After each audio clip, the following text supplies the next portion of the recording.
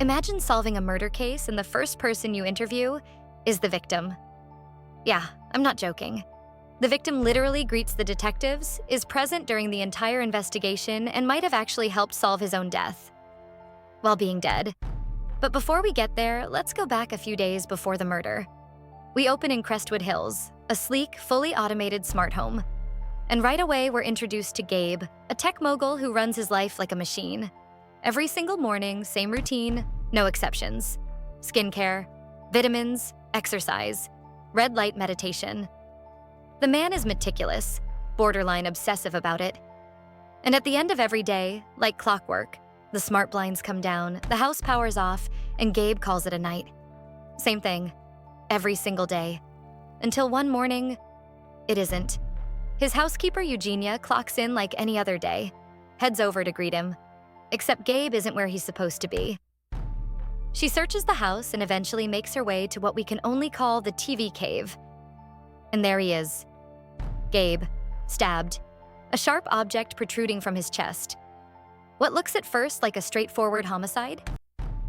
Trust me, it is anything but.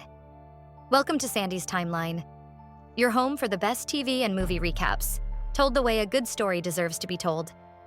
If you're new here, subscribe and come join the family. We're building something special, and I would love for you to be part of it. Now, let's get into it. Morgan and Karadek get called in as usual, and Morgan gets brought up to speed on the victim. His name is Gabe Rafferty, 55 years old, tech mogul. And from the moment they step into that room, something feels off. First thing they clock is the murder weapon. Unusual choice, but they both agree it was probably just whatever was closest. But then Morgan starts looking closer. She notices the position of the body, the setup of the room, and it hits her. Gabe could have been killed right in the middle of his meditation. Just sitting there, eyes closed, completely vulnerable. Didn't even see it coming. And that's where things start to get really unsettling. No signs of forced entry. The alarm was still set when Eugenia arrived that morning. And Gabe? Not a single defensive wound on him. This man did not fight back, did not flinch, did not even try to protect himself. So the question isn't just who did this. The question is, did Gabe even know someone was coming? Or worse, did he just let it happen? A few minutes later, Karadek pulls up Gabe's phone and something immediately stands out. There's a woman named Renata who has been calling him, a lot, and almost on cue. Renata shows up at the scene, frantic and emotional, barely holding it together. So they sit her down. And that's when the pieces start coming together. Renata has been Gabe's personal assistant for the past 8 years. She knows this man, she knows this house, and more importantly, she has access. A unique passcode that lets her into the property anytime, day or night. And she's not the only one. Every single employee who works at the house has that same code and logs it every time they come and go. But here's Renata's alibi. She's been out of town since Monday at her sister's wedding, and she can prove it. So then why all the calls? When she landed and switched her phone back on, she checked Gabe's biodata through an app called Genegevity, and there was nothing there, no vitals. And that's what sent her into a panic.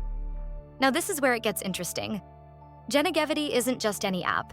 It's actually Gabe's own company, an app that lets users share their live vitals with their closest circle in real time. The man literally built a way for people to monitor their life signs. And Renata goes on to explain that Genegevity was never just a tech company. It was built around a bigger, almost radical idea: life expansion. Gabe genuinely believed that with the right diet, the right exercise, the right self-care routine, our bodies could bypass our own genetics. That we could slow down, maybe even stop the aging process altogether. And he wasn't just preaching it, he was living it. 55 years old and by all accounts looked and felt decades younger. He was his own greatest proof of concept. Back at the station, the team digs deeper into Genegevity, and what they find is mixed. Tons of criticism from the medical community. But the clients? Loved it. Glowing reviews across the board. Except one name stands out. Siobhan McBriar, who's suing Gabe for child support. So the team brings her in. And the moment they tell her Gabe is dead, her reaction stops everyone cold. This woman had absolutely no idea. Genuinely shocked, but for someone who just lost the father of her unborn child. She doesn't seem particularly devastated either, and what comes out of Siobhan's mouth next takes everybody off guard. She never met Gabe, and yet she's suing him for child support. The team is lost. So Siobhan explains, 9 months earlier she got pregnant, completely unplanned. She and her partner had made a very deliberate decision to have no kids, and she was on birth control. Except Genevieve had quietly changed the formula of the supplements she was taking. The new version contained an herb called St. John's wort. A herb, when taken alongside birth control, can significantly interfere with how effective those pills are. Siobhan had no idea. No warning label, no notification. And when she reached out to the company, they ignored her completely, so she lawyered up and sued. Just like that, Siobhan goes from prime suspect to victim. Another person whose life was turned upside down by a company that put profit over people. With no solid leads, Morgan and Karadec head straight to Genevieve headquarters. And the moment they walk in, chaos. 2 coworkers going at it in the middle of the office, fighting about one team sabotaging the other's budget. Morgan and Karadec exchange a look. So while they're busy going back and forth, Morgan quietly pulls up the financial records. And the more she reads, the more a picture starts forming. Because what she's looking at isn't just a budget dispute. Gabe was buying goods for the company, legitimate purchases on paper, but he was sending the checks straight to himself. And because he controlled the finances, he buried the paper trail so deep that nobody inside the company even knew it was happening.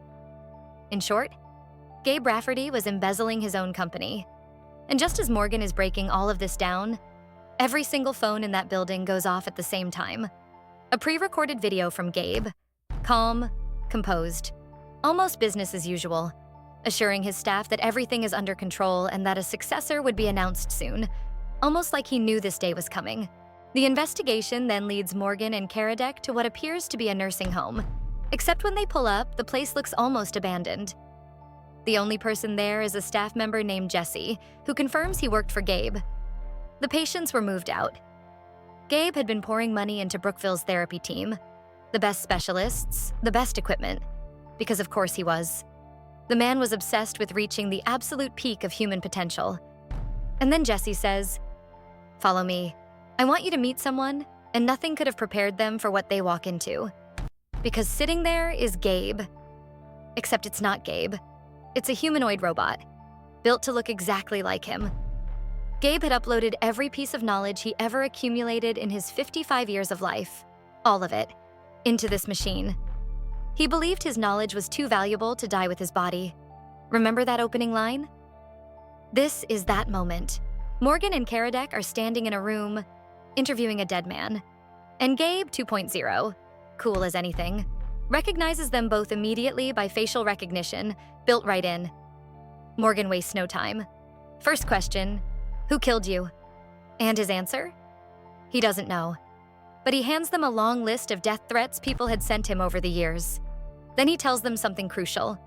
Every night without fail, meditation at 9 p.m., lights out at 10:15 when the house goes into do not disturb mode. Except the night he died, that mode switched on at 9:05, 10 minutes early. Someone had manually triggered it. Someone locked him in that room. And before Morgan and Karadec can even process that, Gabe 2.0 just stops and powers down completely. Someone remotely shut him down.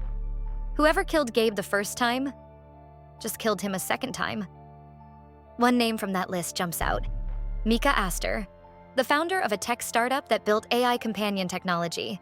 Gabe saw it, wanted it, bought it. And that very technology Mika poured his soul into? That's exactly what Gabe 2.0 runs on. Mika's own creation, keeping his enemy alive. And what did Mika get out of it? Pushed out. 5-year non-compete agreement. Basically a career death sentence in the tech world. So Oz and Daphne bring him in, and from the moment he sits down, it's obvious. This man is quietly, deeply furious. He has the motive.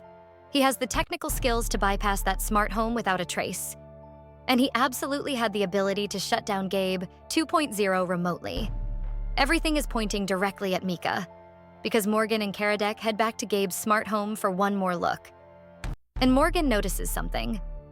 The plants in the room where Gabe died, dying, wilting. But every other plant in that house? Perfectly healthy. Why just those ones? Karadec moves to the control panel. And then, click.